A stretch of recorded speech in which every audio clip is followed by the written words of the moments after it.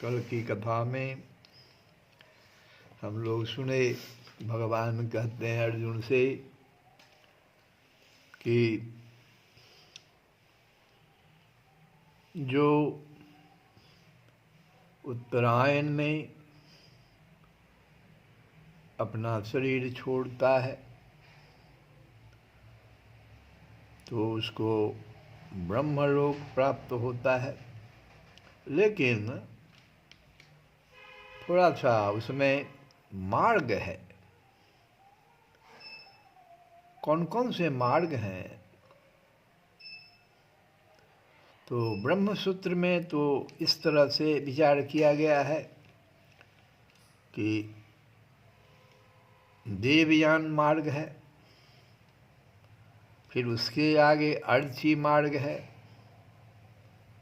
उससे आगे उत्तर मार्ग, फिर देवपथ और तब ब्रह्मपथ नाम, इस प्रकार से मार्ग मिलता है। भगवान भी कहते हैं जो शुक्ल मार्ग में अर्थात प्रकाश की बहुलता वाले मार्ग में तत्र प्रयाता गच्छन्ति ब्रह्म ब्रह्म विदो जनाः। तो प्रकाश की बहुलता वाले मार्ग कौन कौन से हैं? सबसे पहले ज्योति स्वरूप अग्नि देवता के अधिकार में आते हैं। सबसे पहला मार्ग जो है वो ज्योति स्वरूप है और अग्नि देवता के अधिकार में वो आता है। अग्नि को भी तो हम लोग समर्पित इसलिए करते हैं, पहला उन्हीं का अधिकार क्षेत्र है। फिर जहाँ तक अग्नि देवता का अधिकार है वहाँ से पार कराकर अग्नि देवता वहाँ तक ले जाते हैं जहाँ तक उनका अधिकार है। फिर वहाँ से पार कराकर अग्नि देवता उन जीवों को दिन के देवता को सौंप देते हैं और फिर दिन का देवता उन जीवों को अपने अधिकार तक ले जाकर शुक्ल पक्ष के अधिपति देवता के समर्पित कर देता है।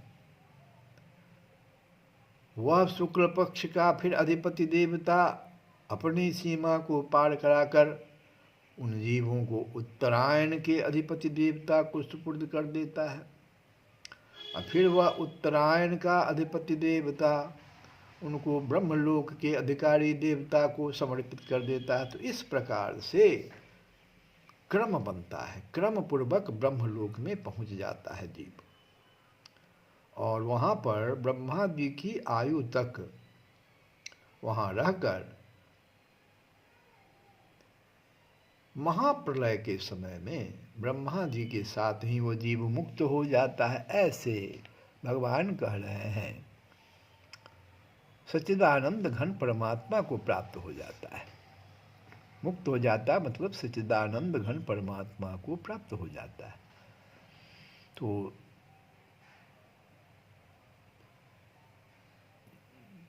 ऐसा है कि क्रम जो जिस तरह से बताया गया है तो ब्रह्मलोक मार्ग में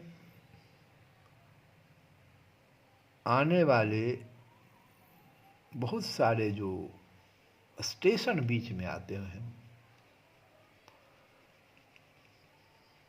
जिनका नाम भी बताया गया, ज्योति का देवता, अग्नि का देवता, दिन का देवता, शुक्ल पक्ष का देवता, उत्तरायण का देवता, ये सब स्टेशन है ब्रह्मलोक जाने से पहले।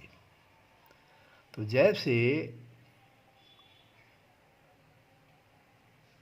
जिनको सुख की वासना है, जो जीव चाहता है कि हमको सुख मिले थोड़ा था दूर पर स्टेशन पर, तो उतरते हैं। जैसे ट्रेन से ही कोई जाता है और उसकी इच्छा है कि दिल्ली पहुंचने से पहले हम ज़रा बनारस को भी देख लें, इलाहाबाद को भी देख लें, प्रयाग भी देख लें। बीच में जो स्टेशन है जिनको सुख की वासना है वो तो उतरते हैं पुरुष वहाँ पर, परंतु जिनमें सुख की वासना नहीं है वे वहाँ नहीं उतरते। जैसे हमारा कोई प्रयोजन ही नहीं है तो मार्ग में स्टेशन आए या जंगल क्या फर्क पड़ता है।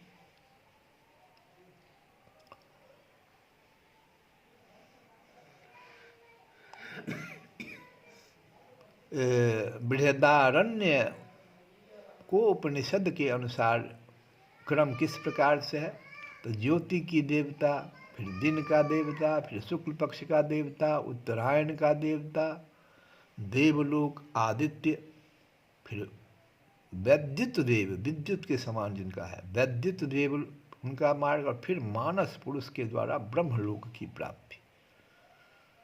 ऐसे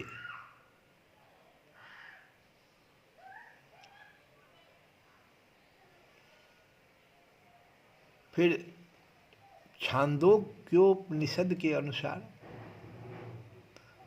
अर्ची का देवता, फिर दिन का देवता, शुक्ल पक्ष का देवता, उत्तरायण का देवता, संवत्सर का आदित्य, फिर चंद्रमा, फिर विद्युत, और फिर मानव पुरुष के द्वारा ब्रह्मलोक में ब्रह्मा के पास ले जाना। तो इस प्रकार से हम देख रहे हैं कि कई उपनिषदों में भी इसकी चर्चा है, अलग अलग ढंग से ही है, लेकिन है कि शुक्ल मार्ग के क्रम में अलग अलग ढंग से वर्णन उपनिषदों में आया है। अब ये तो हुआ जो अगर मान लो किसी का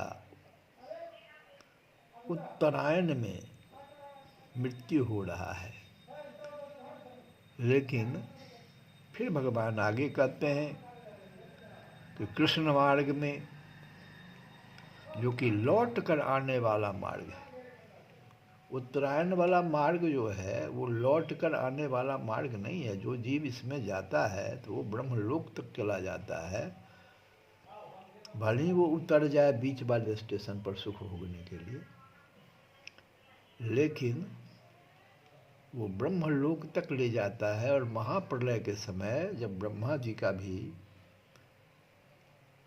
महाप्रलय में मुक्ति हो जाती है, आयु ब्रह्मा जी की आयु वहीं पर समाप्त होती है, तो ब्रह्मा जी के साथ ही वो जीव भी ब्रह्मलोक में मुक्त हो जाता है, अर्थात सच्चिदानंद घन भर परमात्मा को प्राप्त हो जाता है। अब कहते हैं भगवान की धूमो रात्रि तथा कृष्ण। धूम, धूम का अधिपति देवता धूम, रात्रि, रात्रि का अधिपति देवता कृष्ण, कृष्ण पक्ष का अधिपति देवता, तथा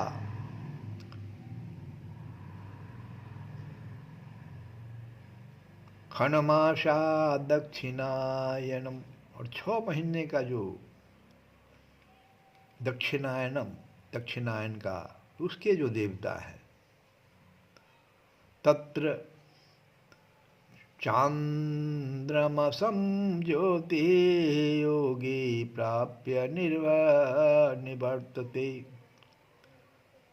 वहाँ शरीर छोड़कर उस मार्ग में गया हुआ योगी, योगी यहाँ पर जो है वो सकाम है, मनुष्य है। यहाँ पर जो योगी है वो सकाम है, तो चंद्रमा की ज्योति को प्राप्त होकर चंद्रमा से ऊपर नहीं जा पाता है, चंद्रमा की ज्योति को प्राप्त होकर लौट आता है। निवर्तते, निवर्तते मतलब हुआ लौट आता है, अर्थात जन्म मरण को प्राप्त होता है। कृष्ण पक्ष में जो सकाम योगी कहो, मनुष्य कहो, मृत्यु को प्राप्त होता है तो उसको लौटना पड़ता है, अर्थात जन्म मरण के चक्कर में पड़ना पड़ता है, क्योंकि वो चंद्रमा से आगे नहीं जा पाता है। जबकि उस उत्तरायण में हम देखें कि वो चंद्रमा से आगे जा रहा था।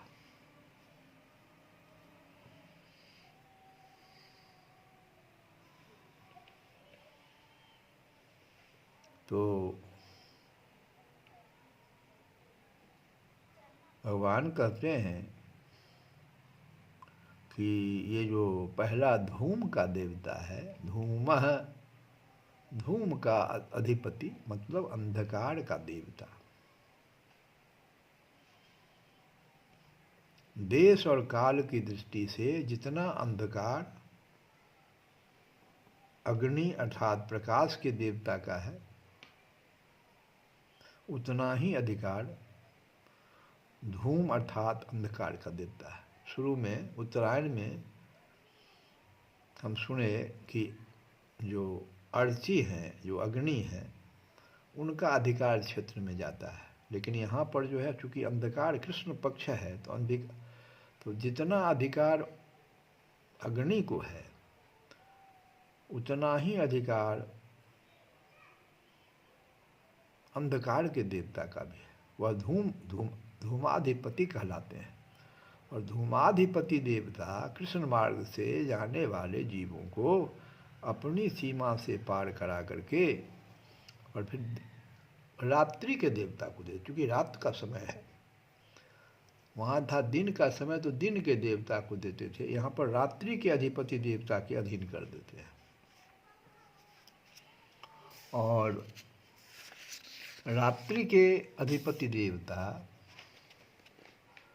उस जीव को अपनी सीमा से पार कराकर देश काल को लेकर बहुत दूर तक अधिकार रखने वाले कृष्ण पक्ष के अधिपति देवता के अधीन कर देता है। और वह देवता जो कृष्ण पक्ष के देवता है वो उस जीव को अपनी सीमा से पार कराकर और देश काल की दृष्टि से बहुत दूर तक अधिकार रखने वाले दक्षिणायन के अधिपति देवता के समर्पित कर देता है। और वह देवता दक्षिणायन के अधिपति देवता उस जीव को चंद्रलोक के अधिपति देवता को सौंप देता है। इस प्रकार कृष्ण मार्ग से जाने वाला वह जीव धूम, फिर रात्रि, फिर कृष्ण पक्ष और दक्षिणायन के देश को पार करता हुआ चंद्रमा की ज्योति को, अर्थात जहाँ अमृत का पान होता है, ऐसे स्वर्ग आदि दिव्य लोकों को प्राप्त हो जाता है।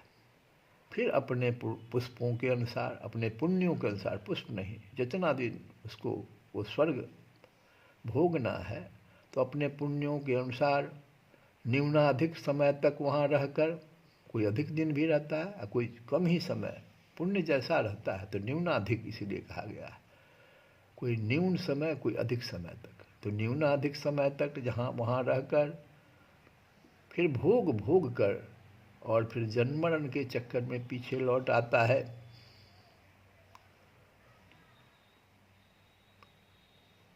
अब यहाँ जो एक चीज़ है कि यहाँ से जो चंद्रमा दिखाई पड़ता है, चंद्रमंडल, यह चंद्रलोक नहीं है, ध्यान देना। ऐसा नहीं है कि जो चंद्रमा दिखाई पड़ता है, यहाँ शास्त्र ऐसा नहीं कह रहा है, यह चंद्रलोक नहीं है। कारण कि यह चंद्रमंडल तो पृथ्वी के बहुत नज़दीक, ये चंद्रमंडल है, चंद्रलोक नहीं है। हम लोग ऐसा गलती ना सोचें कि जो चंद्रमा हमारे पृथ्वी के नज़दीक दिखाई पड़ते हैं वही चंद्रलोक है, नहीं, वो तो चंद्रमंडल है। तो पृथ्वी के बहुत नज़दीक है, जबकि चंद्रलोक सूर्य से भी बहुत ऊंचा है। उसी चंद्रलोक से अमृत इस चंद्रमंडल में आता है, जिससे शुक्ल पक्ष में औषधियाँ पुष्ट होती हैं।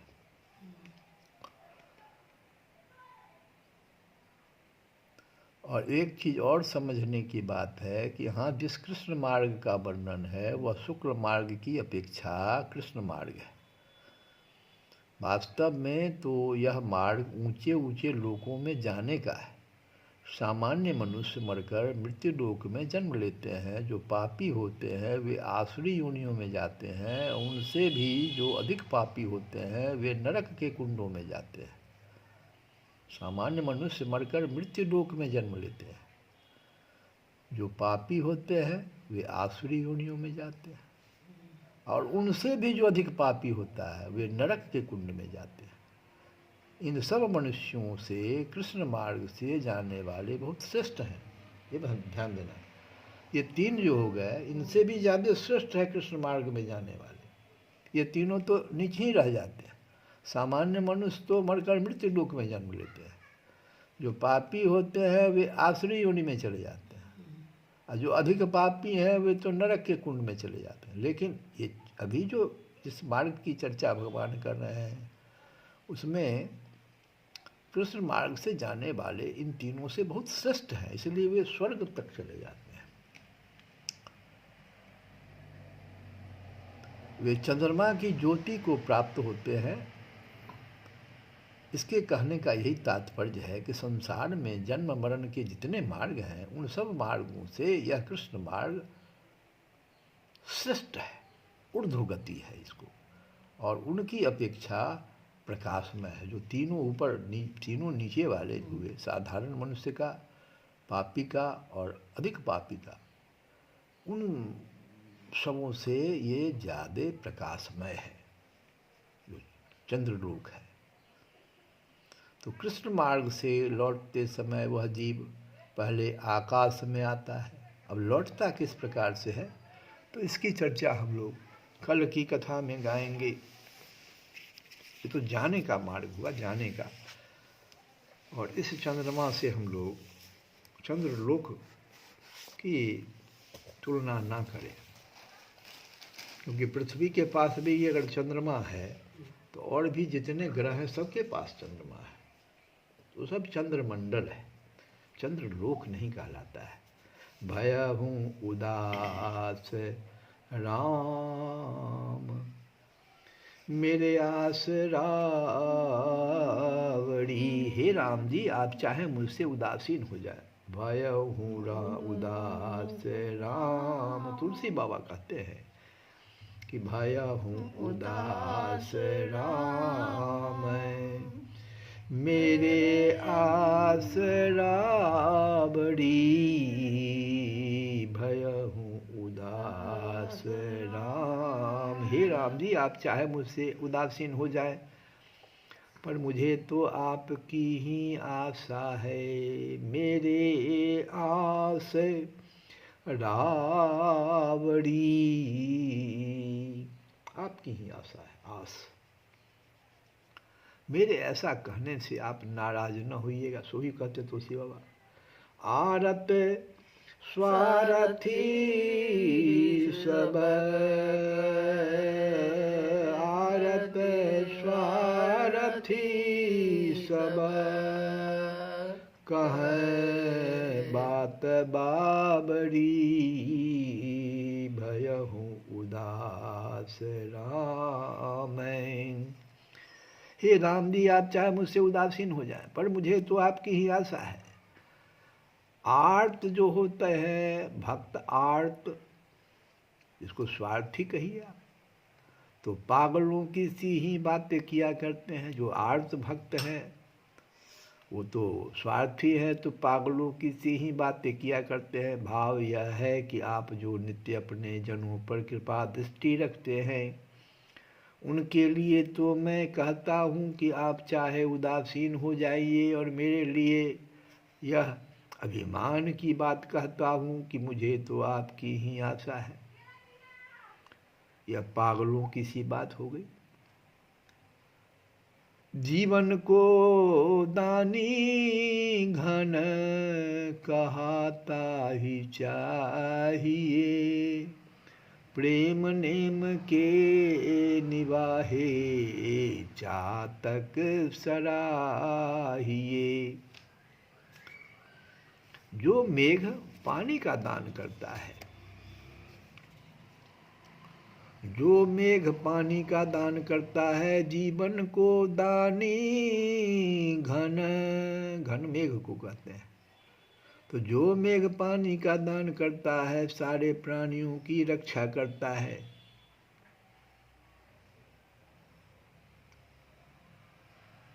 उसे किस वस्तु की कमी है? जीवन को दानी घन कहता ही चाहिए, उसको क्या चीज की जरूरत है? वो तो जीवन की रक्षा करने के लिए पानी का दान कर देता है। पानी देकर जीवन की रक्षा करने वाले मेघ को क्या चाहिए? परंतु प्रेम का अटल नियम निभाने के कारण पपीहे की ही सराहना होती है, मेघ की सराहना नहीं होती है। फिर सराहना किसकी हो जाती है? प्रेम नेम के निभाहे चातक सराहिए।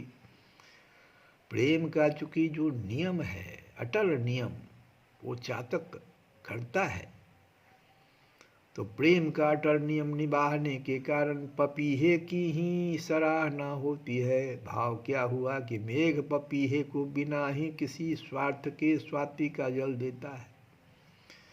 इसमें उदारता मेघ की ही है, परंतु दूसरी ओर न ताकने के कारण सराहना चातक की हुआ करती है।